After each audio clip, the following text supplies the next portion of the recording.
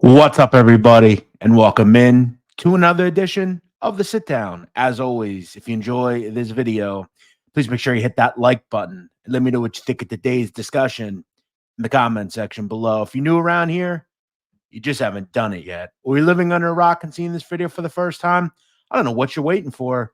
Hit that subscribe button below now so you never miss another Sit Down video. Also, if you're on TikTok, please make sure, if you haven't, you follow the show. We post crime and mafia content on a daily basis.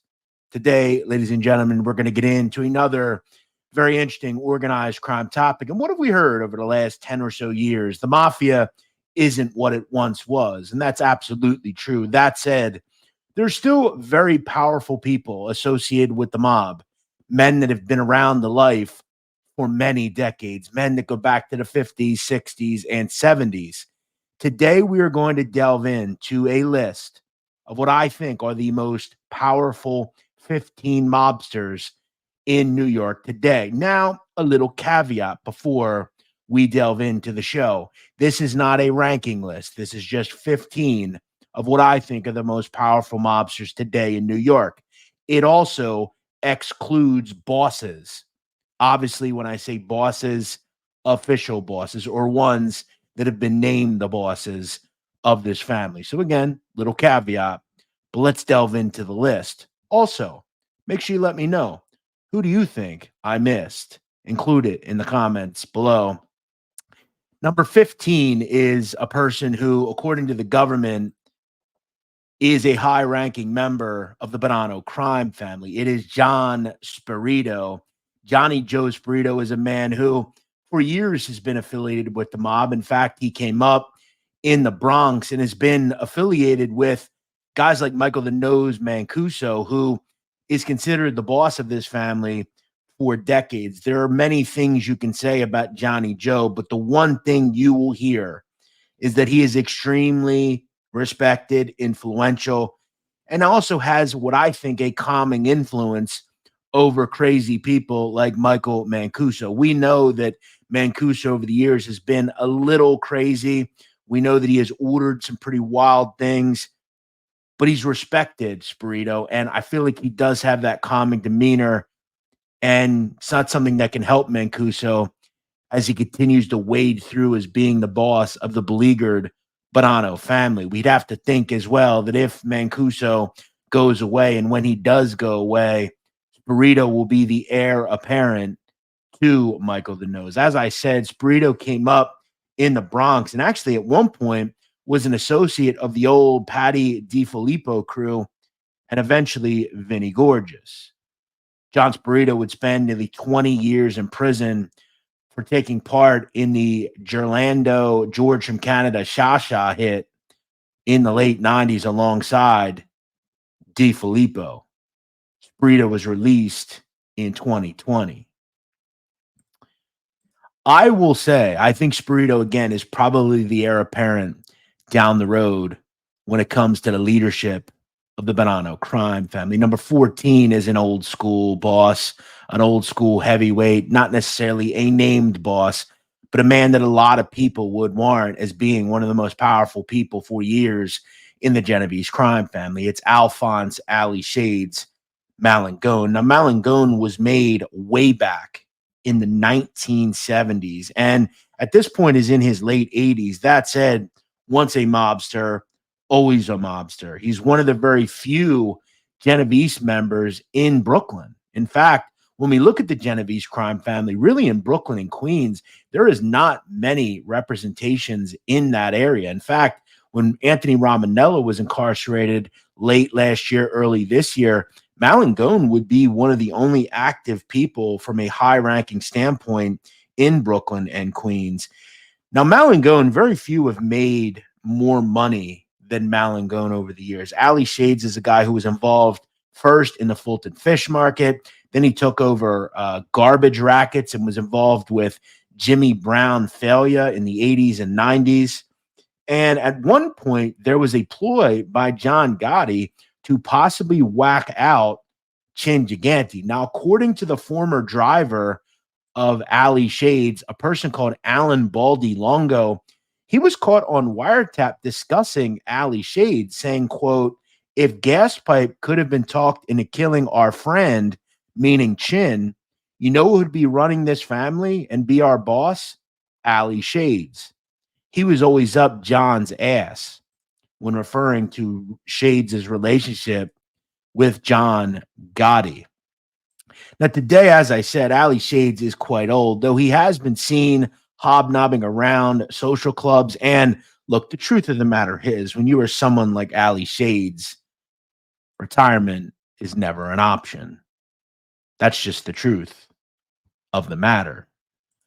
Number 13 on this list is probably a familiar face if you're familiar with the Gambino crime family, most notably Sammy the Bull Gravano. It's his old pal, Louis Big Lou Valerio. Now, remember, Big Lou Valerio goes way back to the Tato Arello crew alongside Sammy the Bull Gravano when they were made members in the 80s.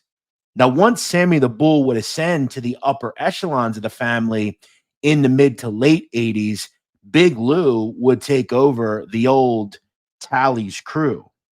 Now, at one point on the Gotti tapes, John Gotti would refer to Big Lou as, quote, a coffee boy, due to the fact that he often did favors for his pal, Sammy Gravano. Now, it goes to show you that in the 2000s, how important Big Lou was. Well, not even the 2000s. In the 90s, he was added to the ruling panel of the family when John Gotti was arrested in the late 80s, early 90s. He was there alongside people like Junior Gotti and Jimmy Brown Failure. Here, Big Lou can be seen with people like Mikey Scars, DiLeonardo. Now, Mikey Scars would say that in his brief debriefings to the FBI that Big Lou he had known since he was a child. Big Lou at this point is also in his 80s, though he has been photographed in Brooklyn kind of moving around as well. Look, here's the thing about this list and people like Big Lou Valerio. All of these people that I'm going to mention today have the same very similar features. They have been around for decades. They're one of the very few people left in the mob today that have the same morals that are escaping a lot of these young people today that are in the streets. It's why you see all these informants, things of that nature. All of the people mentioned today have done prison time. They will never speak. They will never retire. They will never go get a regular job. They will never do anything else. They were born to be in the mafia, and they will never relinquish it. Their idea is, until I'm dead, I'm in this life. And even when I'm dead, I'm still in this life. People like Big Lou accentuate that. We move on to another member of the Gambino crime family at number 12, and it is Tommy Sneakers Cacciapoli. Now, what's interesting about Tommy Sneakers is he is one of the very few original Bergen Hunt and Fish Club people. He came up in Queens under John Gotti Sr., and once Sr. was off the streets and his son Junior took over, Tommy Sneakers was one of his most trusted advisors. Here, Tommy Sneakers on the left can be seen with Junior Gotti and John Cavallo. Now, it's been said over the years that Tommy Sneakers is a big-time extortion artist and has done prison time. From what I understand, Tommy Sneakers is in the golden years of his life and still active. I am going to make it a point. I have heard through various sourcings that his son has been made into the mafia, and it is a very connected individual, a very big earner, very trusted. Tommy Sneakers continuing on the mantle of the mafia in not only his family, but once a member, always a member. We continue our run on Gambino crime family at number 11, and it is Michael Mickey Boy Paradiso. Now, Paradiso is no stranger to you if you know anything about the mob and are interested in this subject. Paradiso is what we would call extremely old school. And at one point on wiretap, he was shown a list by his brother of people that he may have killed. Paradiso would state, I've killed every person on that list, including this person for you. Now, down the road, Paradiso's brother Philip would flip, and Paradiso has done a lot of prison time because of things like that. Paradiso has been around the life really since the 60s. He is from Canarsie, and he was originally in the old Lilo Garofalo crew, which had nerve centers in both Brooklyn and Manhattan. He had always been a friend of John Gotti. In fact, it was alleged that during the 60s, Michael Paradiso and John Gotti actually got into a fist fight, but they would remain friends for many years. In fact, when John Gotti took over in 1985, he would make Mickey Boy a captain. It's said that today, Michael Paradiso is the current consigliere of the Gambino crime family. He is still in Brooklyn and operates out of a social club in Bensonhurst. He has spent over 20 years of his life in the can. Number 10 on this list is a Colombo crime family stalwart. It is Joe Waverly Cacace. Now, in my opinion, this might be the most powerful person today, or influential persons today, in the very beleaguered Colombo crime family. Now, remember, back in the early 2000s, Joe Waverly was the alleged street boss of this family. He also served at one point as the consigliere of the Colombo crime family until he was arrested in 2003. Understand that Joe Waverly Cacace is probably one of the more ruthless people on this list. It's very possible he ordered the hit on New York City police officer Ralph Doles, though he did beat that case in the 2000s. He would, though, do 20 years for various other racketeering crimes, and he would be released in 2020. Now, we have to understand that once the top echelon of this family was taken off the streets several years ago, including Mush Russo, Teddy Persico, and the underboss and consigliere of this family, it's very possible that Joe Waverly is a high-ranking member currently in this family. Again, an old stalwart. He is not going to go get a job at Home Depot or somewhere else. Joe Waverly is a mobster. He always will be. And it's possible that he is still one of the more powerful people in the Colombo crime family today. Number 9 on this list is a member of the Lucchese crime family. It's old school Harlem man, Anthony Bowat Barada. Now, Bowat was made way back in 1978, and he was originally a man that came from East Harlem. He also ran operations out of the Bronx. It was said that Bowat Barada was a large drug trafficker, and here he can be seen with high-ranking members of the family, including Fat Peter Chiodo, Frank Lastarino. He was a very high-end confidant of Anthony Gaspipe Casso and Victor Amuso. And in 1991, Bowat Barada was added to the ruling panel of the Lucchese crime family. It was said at one point Bowat Barada had ownerships in not only strip clubs but topless bars on Long Island run by an associate. Now, it's alleged that in 2024, Bowat Barada is the consigliere in the Lucchese crime family. Here he can be seen meeting several years ago in 2020 with guys like Georgie Zappola and Andrew DeSimone at a park in the New York area. From what I understand, he can be seen with his back to us with the coat on and the white hair.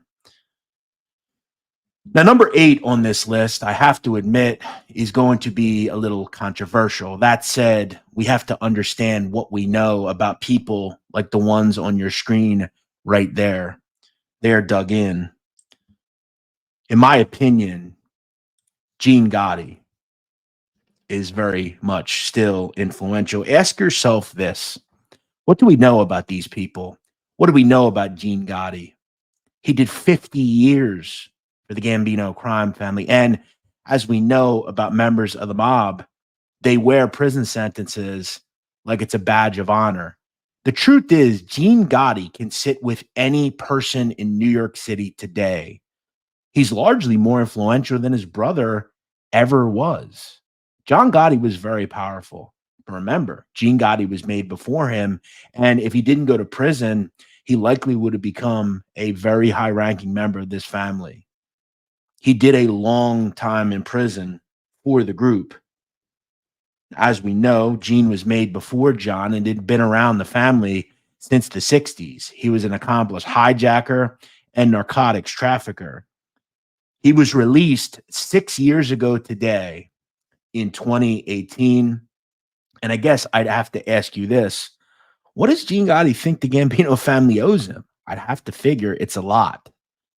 Now, again, it's very difficult to operate on the street, and he's largely probably not seen in social clubs and around gatherings, but he is completely different than the individuals that we know of recently from the Gotti lineage. Guys like his nephew, we'd have to figure he has no interest in wanting communicating with him today. Gene Gotti is a mobster. He was born to be one, and at 77 years old, he likely feels that the Gambino crime family probably owes him something. As I've said time and time again, guys like Gene Gotti don't come home and just disappear. They want to be known. They want to be in what they know, and that's a mob. To me, I think Gene Gotti is still very much influential. And remember, we know what we know with these guys. It's that simple. Another person who is very influential and long-term is Bruno Indelicato. Understand that Bruno Indelicato was involved in the 1979 hit on Carmine Galante. It's 2024. This is a ruthless man who did 30-ish years in federal prison. He's an elder statesman and, like Gene Gotti, extremely respected. Do we really think Bruno Indelicato just came home and, even though he's done it multiple times, came home and went right back to the streets? Did he just decide, well, I'm done. I'm just going to retire? You got to make money. What do you guys think these people do? Just, even though they've done it many times before, guys like Lenny Di Maria, Bruno Indelicato, Gene Gotti, they're all the same. They're all cut from the same cloth, and they're cut from a very different cloth than a lot of these people are today. Bruno is another guy that can sit with anybody in New York at any time. He's not only respected in New York City, but other places as well. It's been thought that over the last year or two, he has been elevated to the number 3 position in the Bonanno crime family. In my opinion, I think if you look at the Bonanno family, there is nobody more respected in that group today than Bruno. Bruno has years in the Bronx, in Brooklyn, in Staten Island, everywhere. He's got to be respected. He did 30 years plus for the family. You can't doubt some of these guys. Number 6 is another old school mobster. It's Sonny Cicale. Now, Sonny Cicale, understand, was born in 1934, and it's alleged he was made in the 50s when the family was still under Albert Anastasia. He has run the docks, according to various sources and admitted sources, for 40 plus years. In fact, when Mikey Scars flipped, he would say that Sonny Cicale had run the docks for over 20 years for the family due to the fact that he was extremely influential in the ILA, aka the International Longshoremen's Association. Sonny Cicale ultimately, though, befriended the wrong person and would do over a decade for the individual on the right. One of his chief proteges, a person called Primo Casarino, who would flip in the early 2000s. Cicale learned from people like Anthony Scotto, Anthony Anastasia. That's how deep he goes. It doesn't matter that he's old. He's still very much respected and still very much probably consulted with. Cicale is another person who doesn't just decide to get a regular job. Understand, he was born in 1934. He is 90 years old. We continue our run of Gambino crime family members to number 5, and it is Lenny Di Maria. Now, Lenny obviously came up in Brooklyn with his old pal, Nikki Kazo, and him and Nikki have been friends for 60, 70 years. They both came up under Fat Andy Ruggiano. And Ruggiano, in my opinion, is probably the most influential person in the history of the Gambino crime family outside of people like Carlo Gambino. Now, both Di Maria and Carrazzo were made in April of 1977. And for years, Di Maria has been involved in gambling, loans, and extortion. He has been indicted 4 times, and he has spent various years in prison in his life. Again, another person who has been in prison and decides to go right back to the streets. There have been rumors recently that he is also one of the ruling panel members of this family. I've said before, I think the Gambino crime family is the most powerful family in New York City today. And there are a lot of Gambinos and Genovese people on this list. There's no secret that they're two very powerful groups. Lenny Di Maria is still one of the most influential people in the family today. Number 4 is also a very powerful person, and you could probably flip these two. Again, this is not an exact science. You could put these people all over this list. Again, this is not a list. It's really just 15 powerful people. Number 4 to me is a person you may not know. It is Carmine Skandra. Now, Carmine Skandra came up under legendary capo and son of Carlo Gambino, Tommy Gambino. In fact, when Gambino was jailed in the 90s, it was said that Carmine Skandra took over a lot of his garment district rackets. Carmine Skandra is said to be a co-owner of the Top Tomato Superstore grocery stores in the New York area. He has also for years presided and indicted under various bookmaking and loan sharking rings. It's said that Carmine Skandra is very influential on the island of Staten in New York. And at one point, as I said, was ID'd as assuming of a lot of Tommy Gambino's garment rackets. Now, one very interesting point about Carmine Skandra, he was mistakenly shot by a New York City police officer named Balsamo at one point. According to what we know, inside a Top Tomato supermarket, his brother made some very bizarre advances toward an underage worker of his. The underage worker's father was the cop. He mistaked Carmine Skandra and shot and wounded him. Carmine Skandra is in his 70s. We get to the top 3, and all of these people are quite influential. Let's go to the next man, Nikki Kazo. Now, Nikki Kazo is also a man who has been dug into the life for many years. He was made back in 1977 alongside his pal, Lenny Di Maria. Now, Nikki Kazo also, like Lenny Di Maria, came up under Fat Andy Ruggiano, seen on the left, while in prison. Now, Nikki Kazo at one point was a gigantic bookmaker, and to be quite frank, was a gigantic earner. According to Mikey Scars, he is allegedly when he was debriefed in the 2000s, very influential and strong. And he would actually expand the Gambinos with the help of Ruggiano and others into Florida. He was added to the ruling panel of the Gambino crime family in the mid 1990s, and in 2009 was sentenced to 13 years in federal prison. He was released in 2019. As we know, his brother Jojo could also be on this list and is a very powerful individual in his own right. To me, at one point, the Carrazos were the most powerful people in Queens and Brooklyn, for that matter, when it comes to the Gambino crime family. They're still kicking today. We finish up this list with 2 members of the Genovese crime family. At number 2 is a guy you may not even know. He is virtually a ghost, and his name is Michael Ragusa. He is the youngest person on this list, but he is one of the most powerful. He was made in the 1990s and is a longtime friend and confidant of Barney Bellomo, who was a prodigy and made in the 70s.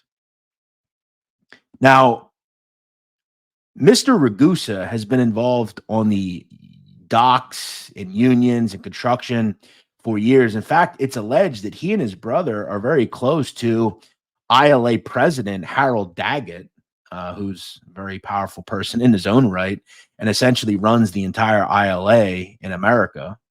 Michael Ragusa was indicted in 2002 on various charges and did nearly 5 years in prison. Upon the death in 2018 of Peter Petey Red DiChiara, it was said that Ragusa was named the street boss of the Genovese crime family. He and Bellomo are like two peas in a pod. And outside of this photo and this photo, there are no other known photos of Michael Ragusa.